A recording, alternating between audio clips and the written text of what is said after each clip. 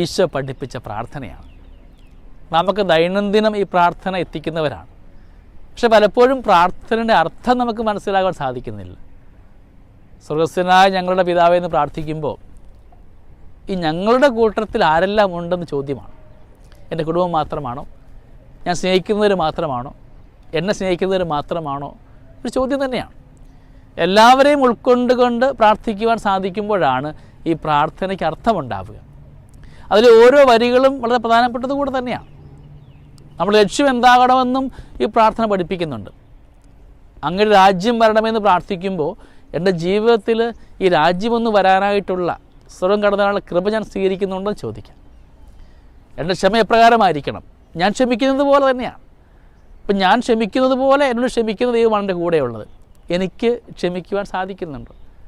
ഇന്നും നമ്മുടെ ചുറ്റുവട്ടങ്ങളിലൊക്കെ കണ്ടാൽ മിണ്ടാത്തവരുണ്ടാവാം, പുഞ്ചിരിക്കാൻ സാധിക്കാത്തവരുണ്ടാവും.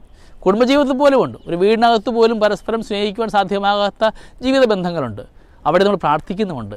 അപ്പോൾ ഈ പ്രാർത്ഥനയും ജീവിതവും പലപ്പോഴും രണ്ടായിട്ട് തോന്നുന്നുണ്ടോ? എവിടെയെങ്കിലുമൊക്കെ അങ്ങനെ ആയിട്ടുണ്ടെങ്കിൽ നമുക്ക് തിരുത്താം. ക്ഷമയുടെ കാലമാക്കാം. എത്രമാത്രം കുറവ് മനുഷ്യരാണ് നമ്മൾ, പച്ച മനുഷ്യരാണ് നമ്മളെല്ലാവരും. എല്ലാ കുറവുകളെയും നിറവാക്കുന്ന ഈശോയുടെ കൂടെ നമുക്കായിരുന്നു കൊണ്ട് എല്ലാവരും ഉപേക്ഷിച്ചുകൊണ്ടും പലപ്പോഴും പല സങ്കടങ്ങൾ നമ്മൾ ഉറക്കനഷ്ടമാകുന്ന കാര്യങ്ങളാവാം.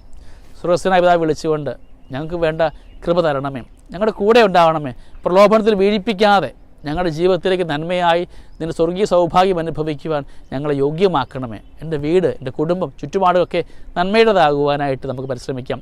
സ്വർഗസ്ഥനായ പിതാവിൻ്റെ കൃപ നമുക്കെന്നും ഉണ്ടാവട്ടെ. ഈ പ്രാർത്ഥന ചെല്ലുമ്പോഴൊക്കെ ഈശോയുടെ പ്രിയപ്പെട്ട മക്കളുടെ നിലയിൽ, അപ്പൻ്റെ പ്രിയപ്പെട്ട മക്കളുടെ നിലയിൽ ആ ഒരു നന്മയിൽ അത് ചെല്ലുവാൻ നമുക്ക് പരിശ്രമിക്കാം, തീരുമാനമെടുക്കാം. ദൈവം നമ്മളെല്ലാവരെയും സമൃദ്ധമായിട്ട് അനുഗ്രഹിക്കട്ടെ. നമ്മുടെ കർത്താവ് ഈശോ മിശിഹായുടെ കൃപയും പിതാവായ ദൈവത്തിൻ്റെ സ്നേഹവും പരിശുദ്ധാത്മാവിൻ്റെ സഹവാസവും നമ്മളെല്ലാവരോടും കൂടെ ഉണ്ടായിരിക്കട്ടെ, ഇപ്പോഴും എപ്പോഴും എന്നേക്കും. ആമേൻ.